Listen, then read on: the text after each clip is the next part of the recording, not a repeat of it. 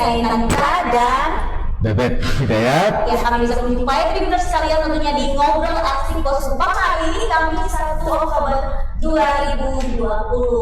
Nah, kita kedatangan tamu yang istimewa. Kita akan membahas tentang relaksasi iuran oleh BPJS Ketenagakerjaan sesuai PP nomor 49 tahun 2020. Siapa nih Mas Bebet yang hadir di sini? Hari ini kita kedatangan narasumber yang istimewa, itu Bapak Armada Kaban, Kepala BP Jamsostek atau BPJS Ketenagakerjaan NTT. Ya, Pak. Siap. Selamat siang. Kabar Luar biasa. Nah, ini kita bicara tentang relaksasi iuran sesuai PP 49 2020. Mungkin bisa dijelaskan sedikit Pak, itu apa sih maksudnya? Ya, Tribuners, kembali kami diberi ruang oleh Tribun News di Pos Kupang untuk menyampaikan kepada seluruh masyarakat insan ketenagakerjaan hal-hal yang menjadi bagian kami sesuai dengan amanah pemerintah dalam hal memberikan perlindungan dan menyikapi dampak COVID-19. Sebenarnya Bu Intan dan Pak Bebet, banyak hal yang sudah dilakukan oleh pemerintah. Sebelum COVID itu ada disebut dengan Peraturan Pemerintah Nomor 82. Peraturan Pemerintah Nomor 82 itu pemerintah melalui Kementerian Tenaga Kerja itu menaikkan manfaat-manfaat yang diselenggarakan oleh BP Jamsostek. Nah, yang pertama itu untuk yang namanya jaminan kematian untuk satu tenaga kerja yang terdaftar dalam program Jamsostek ini. Itu awalnya sebelum 5 Desember itu manfaatnya hanya 24 juta. Nah, kemudian di-upgrade melalui PP 82 itu 42 juta. Jadi pada mulai Desember sampai dengan sekarang itu pemerintah sudah meningkatkan manfaat program. Terus yang kedua yang terbesar itu adalah terkait dengan batasan biaya yang ditanggung dalam program jaminan kecelakaan kerja. Kemudian dalam PP 82 pemerintah itu menetapkan bahwa biaya perawatan dan perobatan itu sesuai ketentuan medis. Artinya biaya dari Rp1 sampai tidak terhingga kalau konteksnya kecelakaan kerja itu menjadi haknya pekerja. Kemudian pada saat mulai Januari Februari isu COVID dan mulai muncul PSBB, nah pemerintah sendiri sudah melihat bahwa ekonomi kita mengalami tekanan.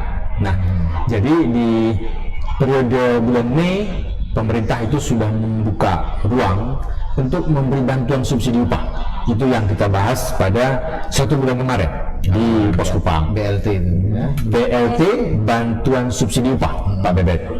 Nah, bantuan subsidi upah itu adalah upaya pemerintah untuk memastikan apabila suatu badan usaha yang mengalami tekanan ekonomi tetapi pekerjaannya supaya tetap dipertahankan, maka diberikan bantuan subsidi upah 2.400.000. Nah, jadi coverage-nya itu sebanyak 53.000 lebih.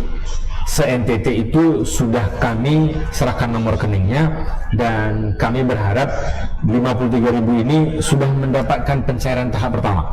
Nah, ini yang kedua yang dilakukan pemerintah untuk memberikan proteksi kesejahteraan kepada pekerja. Nah, dan kemudian dari situ pemerintah tidak berhenti untuk memperhatikan pekerja. Maka terbit juga yang namanya Peraturan Pemerintah Nomor 49 ini.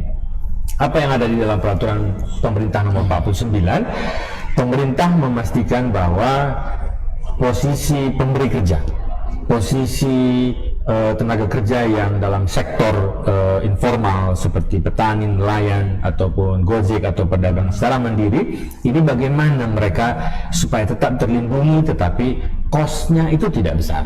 Maka pemerintah mengeluarkan PP 49. Ada 4 hal di dalam PP 49. Pertama itu adalah relaksasi iuran. Nah, relaksasi iuran ini dalam bahasa transaksi atau jual beli disebut dengan diskon, Ibu. Nah, kalau kita misalnya pagi beli nasi kuning harganya biasanya 10.000, didiskon 99%, berarti tinggal Rp1.000 saja. Rp100 saja, Rp100 saja. Nah, jadi pemerintah di dalam hal perlindungan jaminan kecelakaan kerja, jaminan kematian memastikan untuk 2 program ini itu tanpa seleksi itu semua pekerja mendapatkan diskon, relaksasi. Otomatis. Nah, jadi di tenaga kerja katakanlah seperti kakak yang bekerja di sektor Grab ataupun misalnya mama yang berdagang di pasar terus terdaftar di kami, mereka membayar selama ini iuran, maka untuk 2 program ini jaminan kecelakaan kerja dan jaminan kematiannya itu terrelaksasi 99%. Nah, kemudian yang menjadi dukungan pemerintah dalam hal relaksasi iuran ini adalah program jaminan pensiun. Jaminan pensiun itu adalah suatu proteksi, suatu perlindungan yang diberikan pemerintah apabila seseorang itu akan mengakhiri masa pengabdiannya karena suatu usia, maka mereka akan mendapatkan hak pensiun secara berkala. Nah, dan ini menjadi beban yang ditanggung oleh pemberi kerja dan juga oleh si tenaga kerja. Besarannya 3%. Untuk setiap upah kali iuran yang dibayarkan per bulan itu 2% ditanggung oleh pemberi kerja. Terus kemudian 1%-nya ditanggung oleh tenaga kerja. Nah, di dalam program yang keempat ini, jaminan pensiun ini, pemerintah memberikan relaksasi dengan 2 pola. Pola pertama itu adalah penundaan. Jadi boleh ditunda pembayarannya. Ditundanya ini mulai kapan?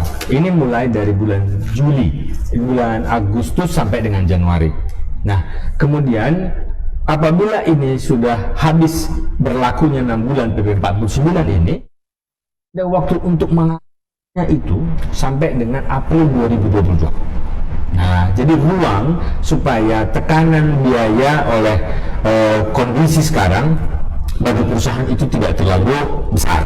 Nah, jadi contoh seperti misalnya kita di Provinsi NTT ini ada beberapa perusahaan besar seperti misalnya Bank NTT, juga Pos Kupang terdaftarnya di kita, mungkin tetangga di sebelah ada Siloam. Nah, seluruh tenaga kerjanya itu dilindungi dalam program Jam Sostek itu diikuti dalam 4 manfaat, mulai jaminan kecelakaan kerja, jaminan kematian, jaminan hari tua, dan jaminan pensiun. Nah, jaminan pensiunnya dimungkinkan untuk ditunda pembayaran.